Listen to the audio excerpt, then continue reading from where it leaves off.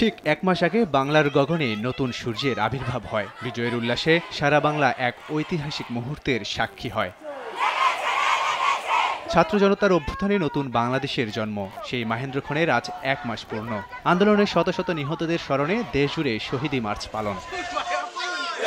রহমতুল্লাহ সর্দার সাব্বির গণ অভ্যুত্থানের আগের দিন অর্থাৎ 4 আগস্ট শেখ হাসিনা সরকার পতনের আন্দোলনের সময় পুলিশের গুলি এসে চোখে লাগে তার। নির্মমতার এক জ্বলন্ত ইতিহাসের সাক্ষী সে।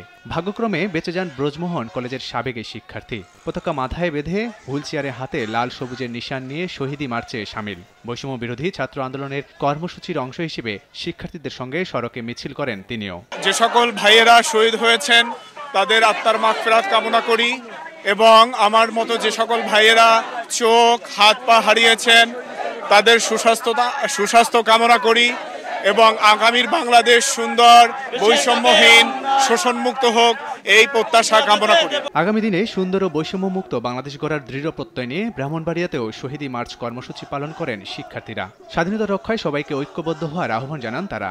আমরা এমন একটি বাংলাদেশ দেখতে চাই যেখানে কোনো বৈষম্য থাকবে না, যেখানে কোনো অধিকার বঞ্চিত মানুষ থাকবে না।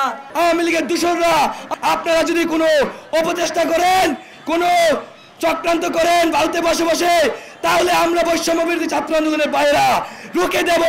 5 আগস্টের শহীদের স্মরণে 1 মিনিট নীরবতা পালন করেন সুনামগঞ্জের শিক্ষার্থীরা। এ সময় হতাহতের ঘটনার সুষ্ঠু বিচার দাবি করেন তারা। রাষ্ট্র সংস্কারের আন্দোলনে যারা বাধাগ্রস্ত করবে তাদের বিরুদ্ধে রাজপথে অবস্থান নিয়ে প্রতিহত করার হুঁশিয়ারিও দেয়া হয়। স্বৈর শাসন যেন আরেকবার আমাদের বাংলায় না জন্মাতে পারে।